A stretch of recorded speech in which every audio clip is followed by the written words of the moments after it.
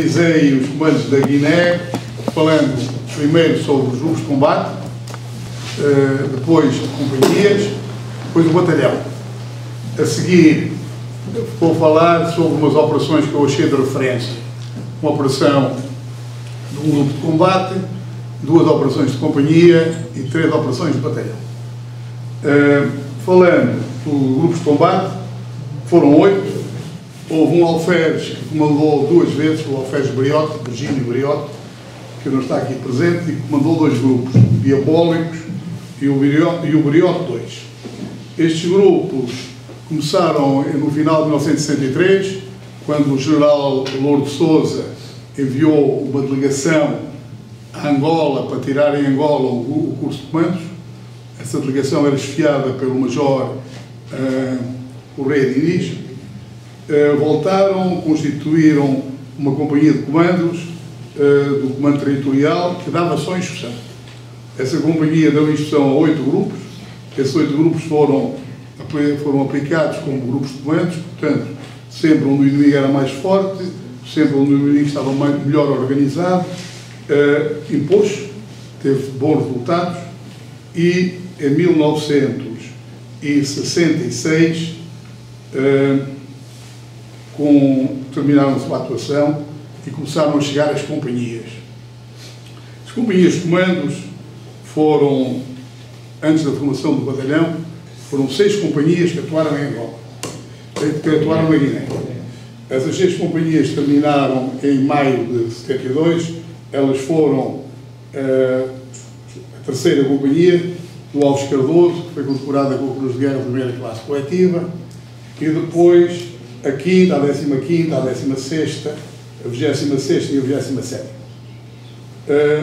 Cada vez que surgia uma companhia na Guiné, e da metrópole, começava cada vez mais a recrutarem militares oriundos da Guiné. E esses militares tomaram, aos poucos, muita importância. De tal maneira tomaram importância que, em 1970, em Famandinga, foi ministrado um curso de comandos só a voluntários africanos. Esse curso de comandos deu origem à primeira companhia de comandos africanos, comandada pelo João Baca Tchaló, que depois morreu em combate.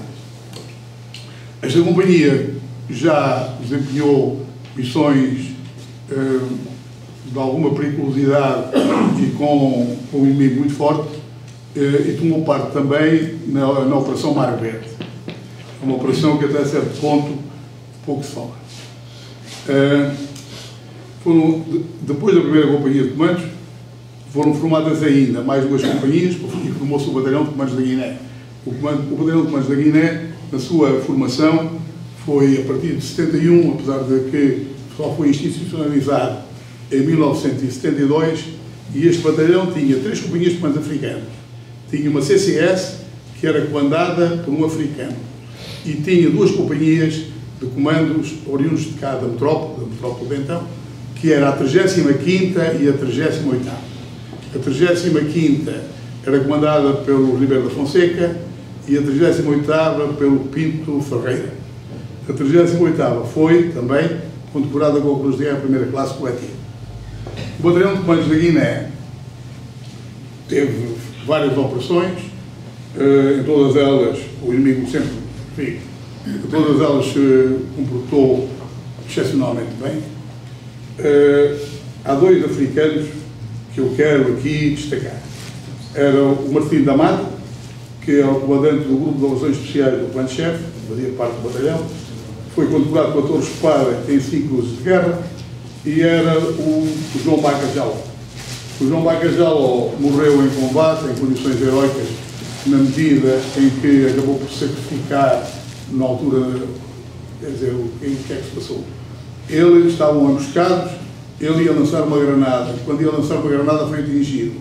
E a granada defensiva que ele tinha caiu ao pé dele. E ele atirou-se para cima da granada, para não serem atingidos os homens do lado. De maneira que foi condecorado com a Torre Espada, 2 cruzes de guerra e a medalha militar dos Serviços de Ouro de Palma. Este batalhão recebeu o guião de mérito do Exército e foi condecorado pela Cruz de Guerra de primeira classe. Depois do 25 de abril de 74, a propaganda do PAIGC, com alevosía, convenceu os comandos africanos que integravam o batalhão de comandos da Guiné e outros militares oriundos da Guiné existentes nas companhias de caçadores, destacamentos de flotilas especiais, nas companhias de milícias, que não tinham nada a temer e que seriam integrados nas futuras Forças Armadas, sendo que os graduados seriam como quadros, no mínimo respeitando o posto já obtido.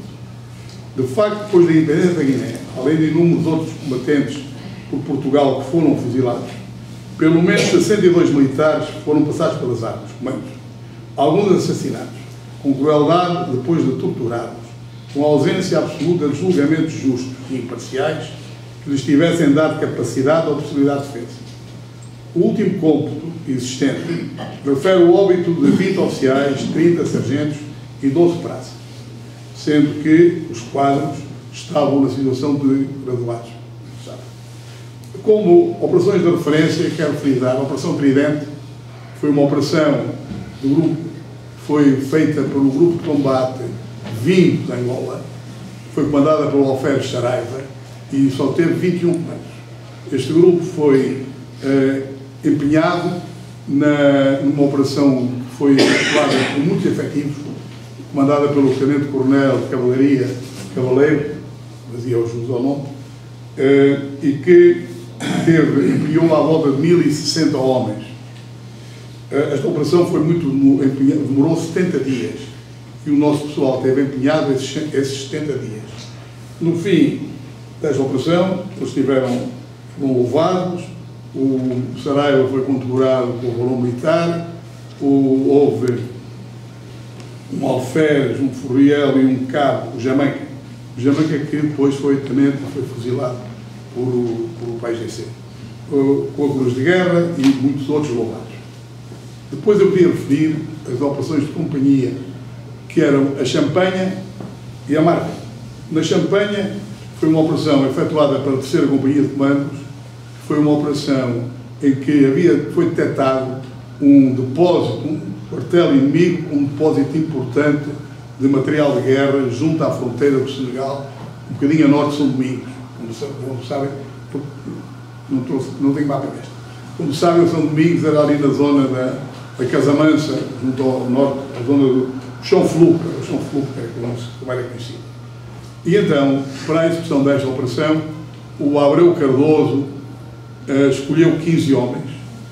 Esses 15 homens foram distribuídos pelos helicópteros Albete, fizeram um assalto, depois um bombardeamento da Força Aérea, o inimigo fez uma resistência muito, enfim, fraca e fugiu para o Senegal, e eles ficaram na posse de 6 toneladas de armas e, além das 6 toneladas de armas e munições, ficaram com uma quantidade imensa de apoio logístico e de material de apoio logístico e de material sanitário também.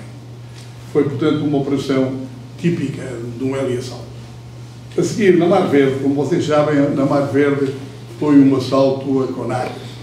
Foi a única operação que eu tenho conhecimento feita durante a guerra a nível estratégico, pois pretendia-se mudar o governo da Guiné-Conakry para um governo que estava, um ditador, que é um homem execrável, que é o Sékou Touré, queria-se eliminar o amigo Sékou Touré e substituí-lo por um governo que nos fosse favorável. Portanto, concebeu-se este assalto e nele tomava parte da primeira Companhia de Comandos. Conforme o relato que eu tenho ali num livro do Amadou Bailo Jaló, não sei se está aí à venda. Não, está esgotado. Conforme o relato que eu tenho do Amadou Bailo Jaló, logo no início da operação, e foi com certeza, comprometeu a operação, um grupo do Alferes Januário, que era um grupo da primeira companhia, desertou. Ele testemunha isso.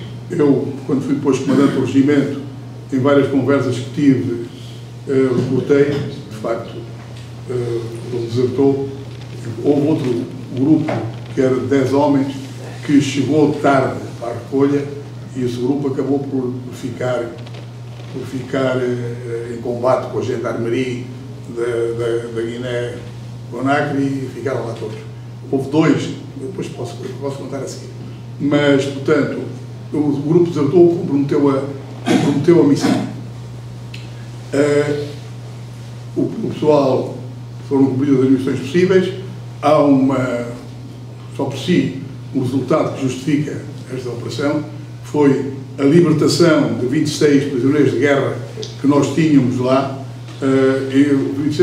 Destes prisioneiros de guerra até houve homens de uma qualidade, de uma inteireza, de uma integridade perfeitamente impossível. Um homem, por exemplo, um sargento, piloto aviador, o Lobato, esteve preso 7 anos e meio e nunca deu qualquer hipótese ao nosso inimigo, apesar de lhe terem oferecido benesses, regalias, privilégios, 31 hipóteses de vantagens, e ele nunca aceitou nenhuma. E, portanto, este homem e mais 25 foram libertados. Esta operação foi conseguida por um primeiro-tenente da Marinha, portanto, da nossa Armada, Cunha e Silva, com um grupo de fuzileiros especiais de 30 homens. Esta operação houve lacunas muito grandes do Serviço de Informações. O Serviço de Informações funcionou muito mal nesta operação. Havia um grupo que ia ao campo de aviação para destruir os jatos, não estavam lá os jatos. Havia outro grupo que ia matar o Secuturé, não estava lá o Secuturé. Portanto, houve uma quantidade de falhas enormes. E, por exemplo, o Jamanca tinha a missão de destruir o rádio.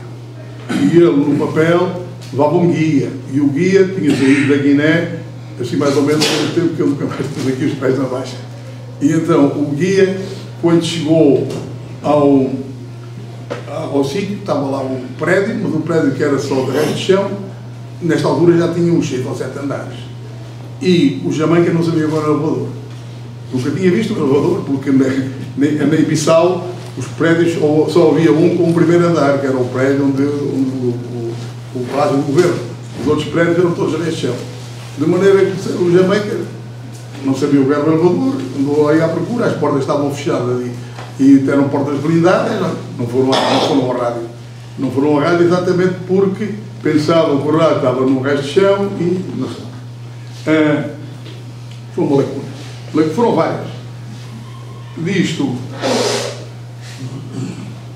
há ainda, portanto, o tal grupo de 10 homens, que era comandado por Floriel, que chegou de tarde para recolha.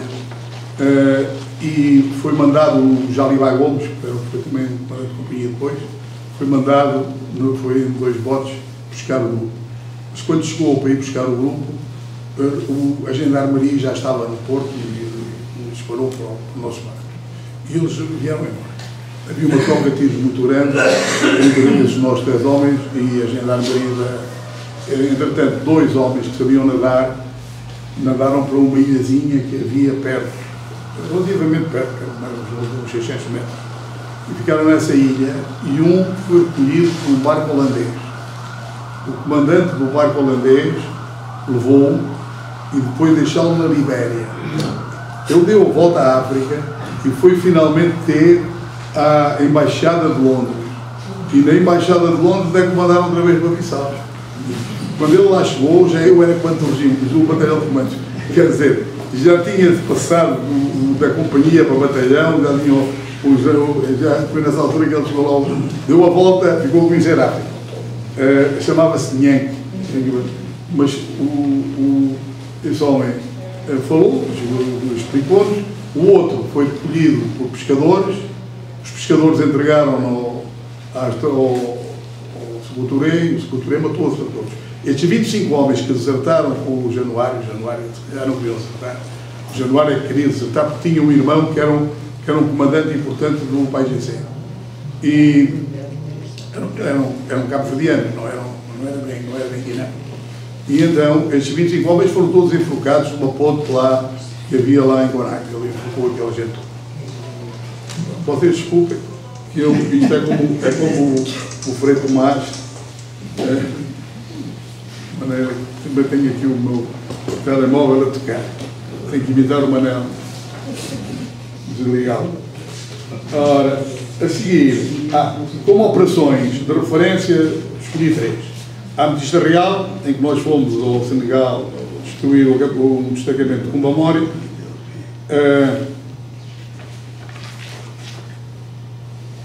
A Galáxia Vermelha, que estivemos empenhados no Cantanhês Sul e destruímos o dispositivo inimigo na zona, e a Neve Gelada, em que fomos a Canclifá, que estava a ser bombardeado. Bom, na Ametista Real, tenho ali um auxiliar. A Ametista, põe a outra. Na Ametista Real, o que é que se passava? O inimigo tinha uma base muito forte no Cumbamori. Esta base estava a norte da fronteira, portanto estava já em território do Senegal. E a partir daquela zona onde ele devia ter uns 650 homens só por ali, tinha mais entre o rio, cá de baixo, entre o rio, que é o rio Cacheu, entre o rio Cacheu e a fronteira tinha à vontade vários, 3 corpos de exército. O corpo de exército deles não é a nossa companhia. Tinha, portanto, ali à volta dos 400 homens entre o rio Cacheu e a fronteira e... A coisa mais chata é que as pessoas, quando tipo desligam, estão a ligar, não estão ligados. De maneira que havia naquela zona à volta de uns mil soldados, uns mil guerrilheiros. Estavam a incomodar muito as nossas posições, principalmente a posição de Guidares. Havia uma ofensiva muito grande para Guidares e a ideia do PAIGC era tomar a praça, tomar aquelas batalhas. O general Bruno chamou o comandante do batalhão de comandos da Guiné, na altura era o general Bruno, não, o general Spindler, chamou o comandante do batalhão de comandos da Guiné, que na altura era o general, era o guarda-general, na altura major Bruno, e mandou que o batalhão fosse para a zona resolver o assunto. O batalhão articulou-se em 3 agrupamentos. Um agrupamento era comandado por um capitão paraquedista, Ramos, António Ramos. Outro agrupamento era comandado por um capitão de cavalaria comando, o Matos Gomes, e o outro agrupamento foi comandado por mim. E então fomos atacar a base de Cumbamori. Chegámos à base, depois do deslocamento apiado, chegámos à base por volta das 6h30 da manhã. Esperámos pelos aviões, tínhamos apoio de jatos para bombardear e depois assaltar. Não tínhamos apoio mais nenhum da Força Aérea. Quer dizer, não podia haver evacuações, não se podia contar com reabastecimentos da Força Aérea, nada, porque a Força Aérea tinha, para essas manobras, tinha só helicópteros, e o inimigo tinha lá muito meios antiaéreos. Tinha treinadores quádruplas, tinha estrelas, tinha muita coisa. De maneira que assaltámos, houve bastantes combates de encontro, houve destruições, houve mais combates, mais destruições, uma grande algazarra. Aquilo acabámos a destruir. O quartelamento deles eram 2 da tarde, e nessa altura foi mandado recolher, estava prevista a recolha para Guidares. Nós viemos da Vigénia e depois íamos recolher para Guidares. Vê-se no outro mapa, neste não. Podes trocar aí? Anterior. No anterior. Portanto, nós fomos de Vigénia para Cumbamori, depois de Cumbamori tirámos para Guidares. E depois, finalmente, foi para retirada, foi para Pinta. Ficou um agrupamento a fazer a ruptura de contacto e os outros 2 agrupamentos foram retirados. Os feridos tinham que ser transportados para Diola ou ajudados uns ajudavam os outros provavelmente. Depois, na ruptura de combate, nessa ruptura de contacto que tivemos, houve 5 combates muito violentos. A Força Aérea ajudou. Lembro num deles, que nós pedimos para ele bombardear ali perto Os jatos iam bombardear e a 60 metros de nós. 60 metros lá na direção que eu mandei mandar uma granada. E eu pus-me atrás de uma árvore. E aquilo, as granadas rebentaram e eu, quando dei por mim, estava no ar, andei para aí 3 metros para trás. Porque aquilo era o sopro, não é? Foi mais maneira que combatemos, retirámos para Guidares, correu tudo bem, eles tiveram muitas baixas, tiveram à volta de 67 mortos e tiveram mais de 67 mortos. 67 mortos foi o que a gente contou, tiveram muito mais. De maneira que foi a Operação Batista Real, muito material, um lote grande de material. E depois é a Operação Galáxia Vermelha. Esta Operação Galáxia Vermelha foi diferente. É muito diferente, tanto desta Batista Real como da outra a seguir, do assalto a Quenquelifar. Porque foi um arremedo de Cirou, foi um arremedo, era já o general Tencourt Rodrigues, não era o general Cepeda, era outra operação que eu consegui. E então o general Tencourt Rodrigues tinha pacificado o leste de Angola, era o homem que era o responsável pela pacificação do leste de Angola. E ele concebeu esta operação em que o batalhão de comandos foi reforçado por 3 destacamentos de fuzileiros navais, tinha o fogo de todas as baterias que tinham o apoio de fogo de todas as baterias da zona, que era a bateria de Catió, de Cadique e a Redanda. Tínhamos, além disso, também o apoio de fogo de uns 4 helicópteros e mais 2 canhões, e tínhamos os 2 jatos de missal a apoiar. Uma operação, portanto, em que os meios eram abundantes e a ideia era destruir e desarticular no mínimo o dispositivo inimigo ali no Cantanhês. Esta operação foi constituída por fases, na altura fizemos esta operação desde 22 de dezembro de 1973 a 2 de janeiro de 74.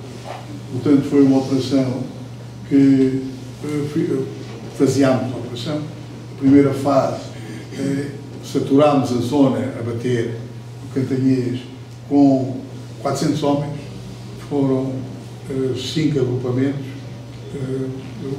2 agrupamentos de fuzileiros e 3 agrupamentos de comandos. Depois, ao fim de 3 dias, foram substituídos, mantivemos sempre a zona de baixa pressão e tivemos 2 combates que eu quero referir só, porque são assim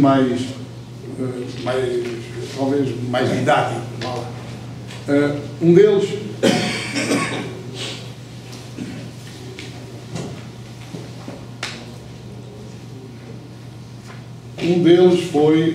passou-se com a 38ª Companhia de Comandos. A 38ª Companhia de Comandos teve um ataque de abelhas e ficou com 2 homens muito picados e pediu a evacuação dos 2 homens, porque os homens de facto tinham que ser evacuados, e pediu a evacuação e, portanto, foi para uma zona de Bolenha para evacuar os 2 homens picados pelas abelhas. Nessa altura, um grupo inimigo muito forte, que estava na orla da mata, emboscou-os, começou a disparar para eles. Mas eles reagiram naturalmente, deram fogo, tomaram posições, estavam em combate com o grupo inimigo, mas nessa altura apareceu o helicanhão com o helicóptero que ia evacuar os 2 feridos. De maneira que os homens tiveram, os turras, estes coitados, tiveram as atramadas. Porque o helicóptero canhão caiu-lhes em cima além do nosso fogo e acabou, daquele grupo de combate, que eram 60 homens deles, de biglup, tiveram 7 mortos, tiveram os outros todos feridos, menos 2. O helicanhão era uma arma,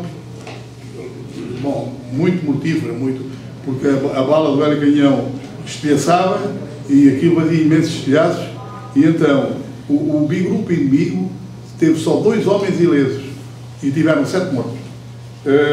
Nós tivemos também 2 mortos neste combate, tivemos 2 mortos e mais 4 feridos, que foram evacuados com os dois homens das abelhas. Depois tem outro combate a seguir, foi 2 dias depois. Isto foi no dia de Natal.